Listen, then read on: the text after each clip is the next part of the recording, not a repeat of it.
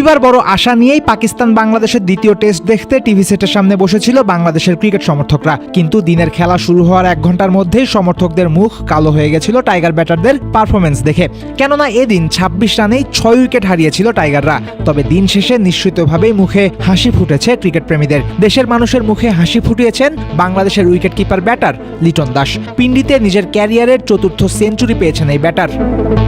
মাঠে একই প্রতিপক্ষের বিপক্ষে প্রথম ম্যাচেও দারুণ একটা 50 মেরেছিলেন লিটন। শুধু তাই নয়, গেল 3 বছরের টেস্টে বাংলাদেশের সেরা ব্যাটার লোয়ার মিডল অর্ডারে খেলতে নামা লিটন দাস। লিটন বন্দনা এখানে শেষ তো হচ্ছেই না, বরং শুরু বলতে পারেন। কেননা লিটন শুধু বাংলাদেশেরই সেরা নয়, পারফরমেন্স বলছে গেল প্রায় 5 বছরে টেস্টে পুরো বিশ্বেরই সেরা উইকেট কিপার ব্যাটার আমাদের লিটন দাস।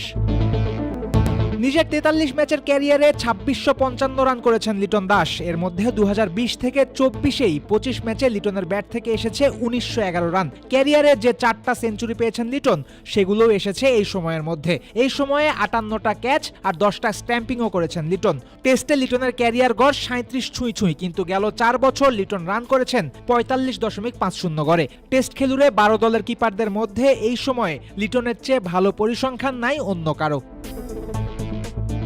অস্ট্রেলিয়ার উইকেট কিপার ব্যাটার অ্যালেক্স ক্যারে গেল 4 বছরে 32 টেস্টে রান তুলেছেন প্রায় 32 গড়ে। এই সময়ের মধ্যে জনি বেয়ারস্টোর রান তোলার গড় ছিল 36-এর মতো।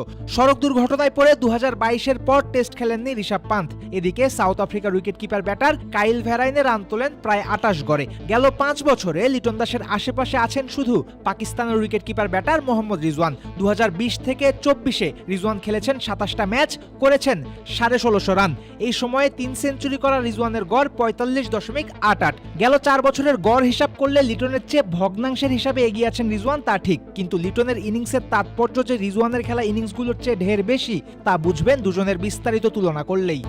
দাস তার ক্যারিয়ারে 4টা সেঞ্চুরির মধ্যে 3টাই করেছেন ধ্বংসস্তূপে দাঁড়িয়ে থেকে। পাকিস্তানের বিপক্ষে 2 সেঞ্চুরি এবং শ্রীলঙ্কার বিপক্ষে লিটনের একটা সেঞ্চুরি 6 কিংবা 7-এ ব্যাট করতে নেমে এসেছে। শুধু তাই নয়, 3 সেঞ্চুরির বেলাতেই বাংলাদেশ 5টা উইকেট হারিয়েছিল দলীয় 50 রানের আগেই।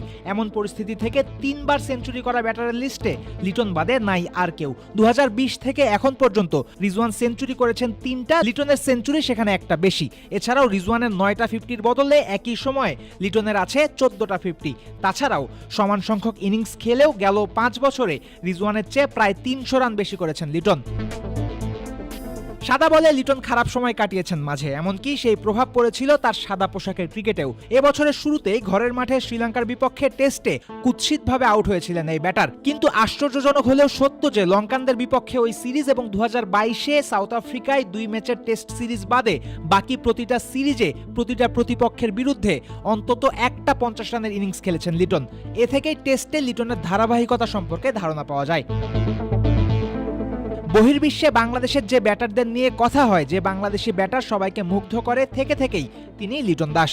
কিন্তু লিটনের ঘরেই আবার উল্টো সুর। কিছু হলেই লিটনকে নিয়ে ওঠে গেল রব। সাদা বলের ব্যর্থতার কারণে সাম্প্রতিক সময়েও লিটন পড়েছিলেন তোপের মুখে। পাকিস্তানের রবিবারের সেঞ্চুরিতে লিটন যেন সবাইকে আরেকবার মনে করিয়ে দিলেন সাদা পোশাকে তিনিই দলের রক্ষাকর্তা। পিন্ডিতে সেঞ্চুরির পর লিটনের ব্যাট যেন বলছে, আমি ফুরিয়ে গেছি, তা যেন মোটেই ভেবো না।